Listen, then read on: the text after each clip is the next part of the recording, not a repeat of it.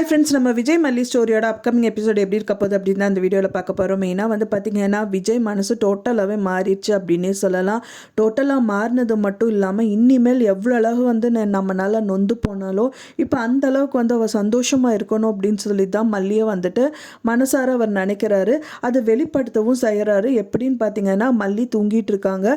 So அப்போ தான் வந்துட்டு பார்த்திங்கன்னா மல்லி பக்கத்துலேயே உட்காந்துட்டு இனிமேல் வந்துட்டு என்னோட இது எல்லாமே என்னோட பொறுப்பு மல்லி, நீ ராணி மாதிரி நான் வச்சுப்பேன் அப்படிங்கிற மாதிரி வந்து மனசுருகி அவர் வந்துட்டு பேசிகிட்டு இருக்காரு.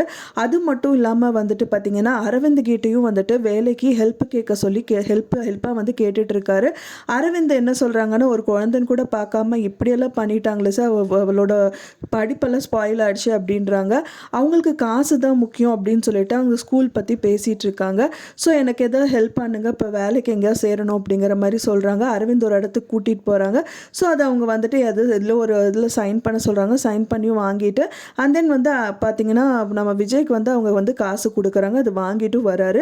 மல்லிகிட்ட வந்து சொல்கிறாங்க, மல்லி எனக்கு வந்து வேலை கிடச்சிருச்சு மல்லி, அட்வான்ஸாக நான் வந்து காசு கொண்டு வந்திருக்கேன் அப்படிங்கிற மாதிரி வந்துட்டு ரொம்ப சந்தோஷப்பட்டுட்டு மல்லி கையில் வந்து கொடுக்குறாரு. ஸோ அவங்களுக்கு என்ன சொல்கிறதுனே தெரியல, என்ன வேலை ஒன்றும் புரியல, திடீர்னு என்ன வேலை கிடச்சிருச்சு அப்படின்னு சொல்கிறாரு அப்படின்னு சொல்லி திகச்சு போகிறாங்க அப்படின்னே சொல்லலாம். ரொம்ப நாளாக வந்து விஜய் மனசில் வந்துட்டு மல்லி இருந்தும் அவர் வெளிப்படுத்தாமல் இருந்தார். ஆனால் இப்போ அவர் வெளிப்படுத்தணும்னு நினைக்கிறாரு. ஆனால் சூழ்நிலைமை வந்து இந்த மாதிரி ஆயிடுச்சு. ஆனாலும் வந்து பார்த்திங்கன்னா ஒரு நல்ல நிலைமைக்கு வந்ததுக்கு அப்புறம் தான் மல்லிகிட்ட இந்த விஷயங்கள் சொல்லணும் அப்படின்னு சொல்லிட்டு அவர் மனசளவில் நினச்சிட்டு இருக்காரு. கூடிய விரைவிலே அவர் வந்துட்டு நல்ல நிலைமைக்கு வருவாங்க அப்படின்னு எதிர்பார்க்கப்படுது. அதுக்கு சப்போர்ட்டிவாக அரவிந்தும் இருக்காங்க, தென் நம்ம அன்னபூர்ணி அம்மா இருக்காங்க. மல்லி வந்து ரொம்பவே பக்கத்துணையாக இருந்து அவங்களுக்கு ஹெல்ப் பண்ணுறாங்க. அப்படிங்கிறனால கூடிய விரைவிலே அவர் வந்து நல்ல பொசிஷனுக்கு வந்துடுவார் அப்படின்னு தான் எதிர்பார்க்கப்படுது. அது மட்டும் இல்லாமல் வந்து பார்த்திங்கன்னா மல்லியும் அவங்களுக்கு ஹெல்ப் பண்ணணும் அப்படின்னு சொல்லிட்டு வேலைக்கு போகணும் நல்லா அவர்கிட்ட வந்து ரெக்வஸ்ட்டாக கேட்குறாங்க.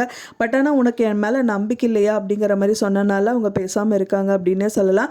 ஆனால் வெண்பாவை பொறுத்த வரைக்கும் வெண்பாவை எப்படியா ஸ்கூல் கொண்டு போய் விடுறது செய்கிறது இந்த மாதிரிலாம் நிறைய விஷயங்கள் பண்ண தான் செய்கிறாங்க. எப்பவும் மாதிரியே தான் ஒரே மாதிரியே தான் இருக்காங்க.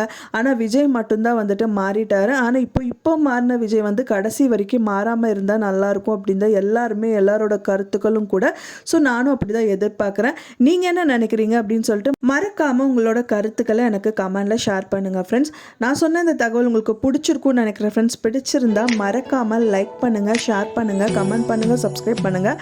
மேலும் இன்னொரு மல்லி சீரியல் அப்டேட்டோட நெக்ஸ்ட் மீட் பண்ணுறேன். தேங்க்ஸ் ஃபார் வாட்சிங் மை வீடியோ ஃப்ரெண்ட்ஸ். நெக்ஸ்ட் வீடியோவில் பார்க்கலாம்.